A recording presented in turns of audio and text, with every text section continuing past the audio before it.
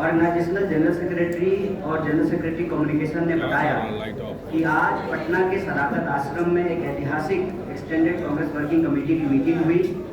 वैसे तो इस मीटिंग में कई मुद्दों पर चर्चा हुई, देश भर के विषय पे चर्चा हुआ, संगठन सृजन पे चर्चा हुआ, लेकिन इस बैठक का फोकस बिहार था और वोट चोरी का सवाल था। और उसी बैठक से एक्सटेंडेड कांग्रेस वर्किंग कमेटी की मीटिंग से बिहार के जो 14 करोड़ लोग हैं उनका एक अपील भारतीय राष्ट्रीय कांग्रेस की तरफ से आई है। आपके माध्यम से हम अपने बिहार के सभी भाइयों बहनों से यह अपील करना चाहते हैं, उन तक अपनी बात पहुंचाना चाहते हैं। इस अपील का जो पहला बिंदु है वो ये है कि देश के आज़ादी के आंदोलन से लेकर के बिहार में जब पहली सरकार बनी तो सरकार ने बिहार का औद्योगिकीकरण किया। यहाँ पर एशिया का सबसे बड़ा रेल यार्ड कारखाना खुला, उर्वरक के कारखाने खुले, रिफाइनरी खुला, थर्मल पावर प्लांट लगा, 33 से ज्यादा चीनी मिल की स्थापना हुई, विश्वविद्यालय स्थापित हुए, मेडिकल कॉलेज की स्थापना हुई। तो बिहार में कांग्रेस पार्टी की शुरुआत आज़ादी के आंदोलन से लेकर के आज़ादी के बाद औद्योगिकीकरण से शुरू होती है, जिसका फोकस समाज के अंतिम पायदान पर खड़े व्यक्ति तक विकास की उस धारा को पहुंचाना था, उनको बराबरी का अधिकार दिलाना था, उनके लिए सामाजिक न्याय और उनके हक और अधिकार को लेकर के लड़ना था। यही हमारी लोकतंत्र की मूल आत्मा है।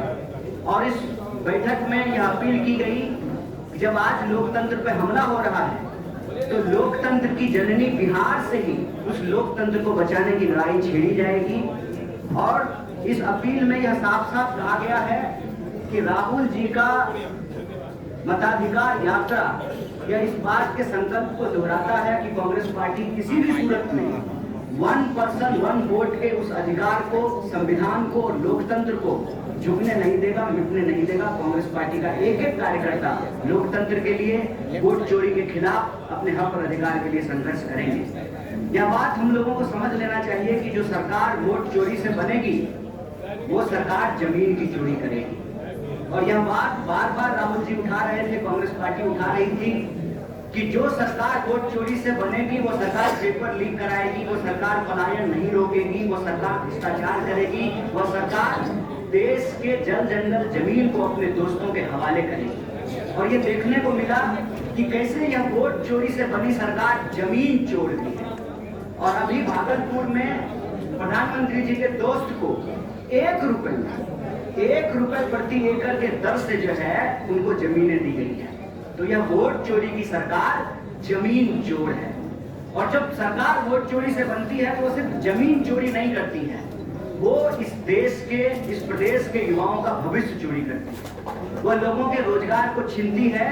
तो यह जो वोट चोरी से बनी सरकार है वह रोजगार चोर सरकार है।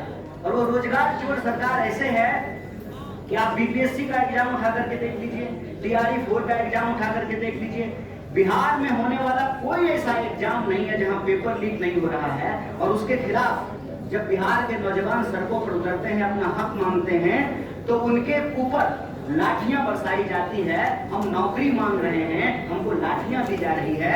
तो वोट चोरी से बनी यह सरकार रोजगार चोर है। इसके साथ साथ हमने बिहार में ये देखा है कि आए दिनों लगातार कानून व्यवस्था बिगड़ती जा रही है। और आज कांग्रेस प्रेसिडेंट ने एक बड़ी अच्छी बात कही। उन्होंने कहा कि यह सुशासन नहीं है, कुशासन है।